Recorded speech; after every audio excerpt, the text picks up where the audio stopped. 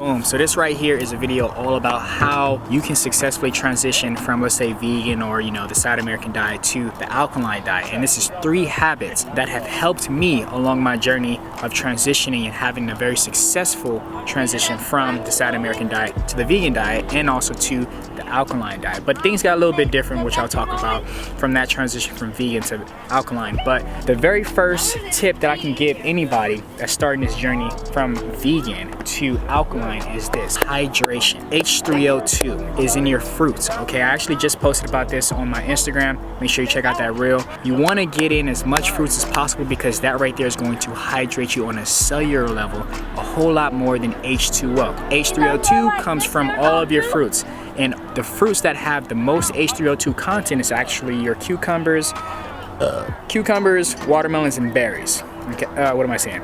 Watermelon, berries, and coconuts. Okay, that's going to hydrate you. So as long as you try to get those in every single day, you will be hydrated on a cellular level by a lot. Also having, some spring water here and there is going to help as well. Now, another tip that has helped me successfully transition from vegan to alkaline vegan: simply eating more. Okay, you gotta eat more. The reason being is because on the South American diet, you feel me, you was eating something that was just really expanding the time of digestion. But as a vegan, as an alkaline vegan, that food is not going to take this long to digest. It's going to more likely take this long to digest. So eating foods in more abundance, you feel me, larger quantities, is going to help you feel more fulfilled and also sustained throughout the entire day.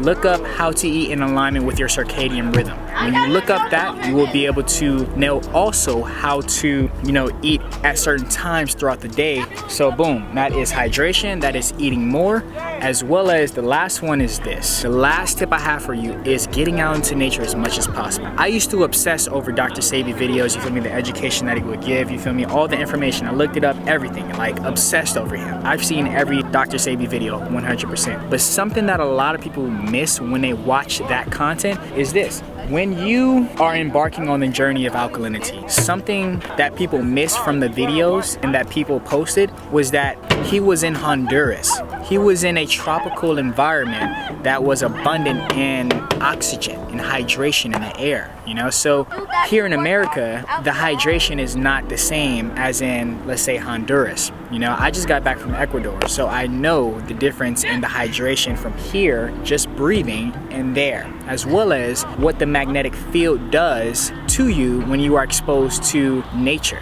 So getting out into nature as much as possible will also help with your transition being successful and sustaining that all the way through.